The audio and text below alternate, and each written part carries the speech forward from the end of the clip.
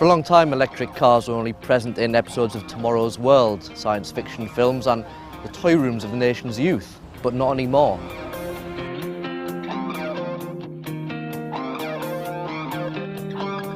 This is a Renault Fluence ZE and, along with its Kangoo ZE and Twizy stablemates, it forms Renault's electric car range in the UK. It's available to buy right now from dealerships around the country for less than £18,000 with a government plug-in car grant. That grant knocks £5,000 off any car that derives some or all of its power from the national grid to charge batteries, which subsequently drive an electric motor. No engine as such, no gearbox as such, and definitely no tailpipe.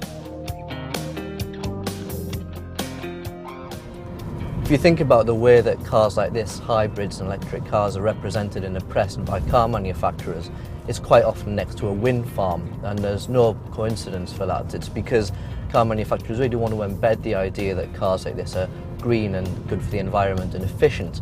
Now, whether they are is a little bit of a moot point, but it's all going towards representing this idea of electric vehicles as revolutionary, and that's exactly what they are. The first becomes apparent when you get inside an electric car. Turn on the engine and there's nothing. Pull away, nothing again.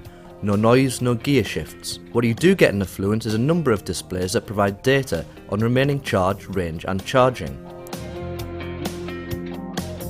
Go for a high-spec Fluence and you'll get a specially adapted sat-nav.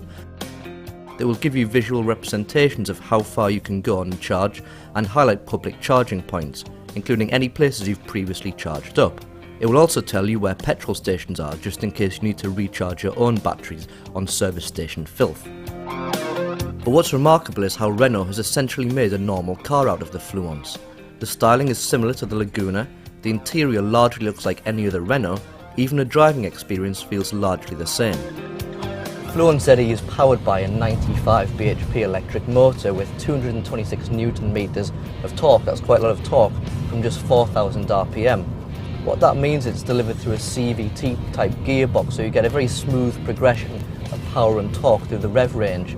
All you do is get in, select drive, put your foot down on the gas and you pull away. It's really childishly simple. Another area where the Fluence ZE feels similar to a petrol or diesel car is in the way it drives. And there really is no difference between driving the Fluence and driving a Renault Megane or Laguna.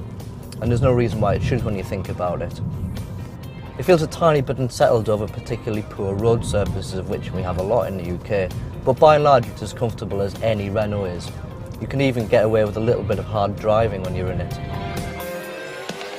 Now, there's quite a few things you need to get used to doing when you're driving an electric car to protect that 115-mile range. I say 115, that's the official range that Renault says the Fluence is capable of, although it also admits that 50 miles is possible if you're driving in a number of unsympathetic ways. Now, I think 80 to 90 miles from living with this car for the last week is there or thereabouts if you drive it fairly sympathetically. But there's a couple of things you need to be aware of to make sure that you're doing that. Now, anticipation is everything in driving if you want to save fuel, and that counts for petrol and diesel cars as well. If you see that there's some red lights ahead, don't accelerate up to them. It's a bit of a stupid thing to do and you waste a lot of fuel. That goes doubly for electric cars, because what happens with electric cars is when you come off the gas, what you're basically doing is you're turning the car into a generator, and any of the energy that you've expounded in getting up to 30 miles an hour will be clawed back by the car as you slow down again. Similarly, if you're going downhill, you can recharge the batteries in that way. So you have to be used to almost not using the brakes, using the gas and coming off the accelerator to slow down the car like I'm doing now. And it will slow it down very quickly, almost to a halt, and in doing so it will recoup some of that energy that would have been otherwise wasted. Now, there are a number of factors that can affect how you drain electric charge in a car like the Fluence. If the weather is cold, for example, if you're driving uphill, if you're not driving in a way that's sympathetic to what the car is doing, even if you use the sat-nav, radio, aircon, things like that, you'll very quickly lose a lot of charge, and that really isn't the point in an electric car. The only way to recharge the Fluence is to plug it into an electric power source, and that's where things can get tricky. Liverpool's only publicly accessible charging point was at the Best Buy store in Aintree, a good 6 miles from Liverpool city centre, and closed as of January 2012. Luckily, I was able to find a Renault ZE specialist dealership in Liverpool with a public charging point. All well and good for a top-up, but hardly a lasting solution. Now, what Renault says about charging up the Fluence is there are essentially 3 different ways you can do it. There are 2 ways you can do it at your house, the first one of which is to use a Type 1 cable, an EV SE cable. That will plug in straight into your mains in a traditional 3-pin socket, and you can get a full charge in 10 to 12 hours. But there are clearly a number of problems with using cables like this if you're charging on the street. If you live in a terraced house, for example, you've got to have a wire trailing out of your window for up to 10 hours. It's just not practical in the real world. Renault also says that you should only use cables like this occasionally, and what they want you to do is to get a wall box installed by British Gas. Now, that costs £800, and frankly, even if you live in a terraced house, it's still not practical. You really need a carport to make that work. And the third way, and probably the most convenient way for a lot of people, will be to use one of the charging points that's currently springing up around the country. Now, there are hundreds in London, but elsewhere there aren't too many at all. In Liverpool, there's only 1 or 2. With the government's electric car allowance, the Fluence can be bought for £17,395. But with the Fluence, you need to lease the battery pack, so you need to factor in perhaps £81 a month for the batteries. And let's say £3 per charge, meaning £20 per month in electricity. Let's estimate battery and electricity costs of £1,200 a year to cover 9,000 miles. Now, the Fluence is exempt from road tax, any sudden upward swings in the price of oil or petrol duty, and, crucially for Londoners, the congestion charge.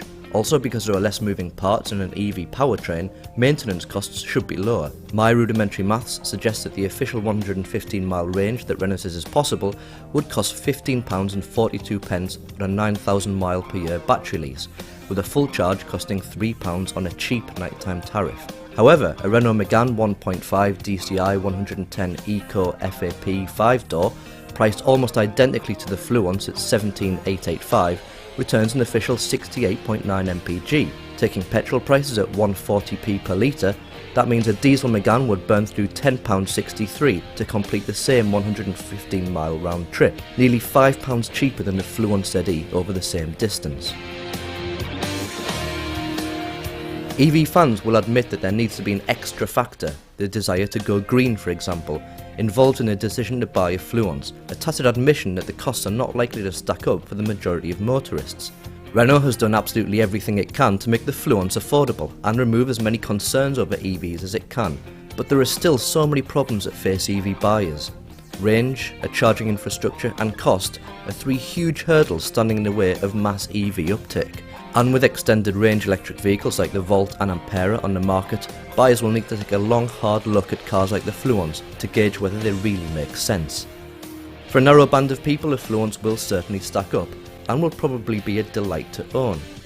But unless you have a 70-mile daily commute, facilities to charge at home and at work, a second car to carry out longer journeys, and enough cash to afford a car perhaps £5,000 more expensive to buy than petrol or diesel competitors, the Fluence remains an unappetising, if intriguing, proposition.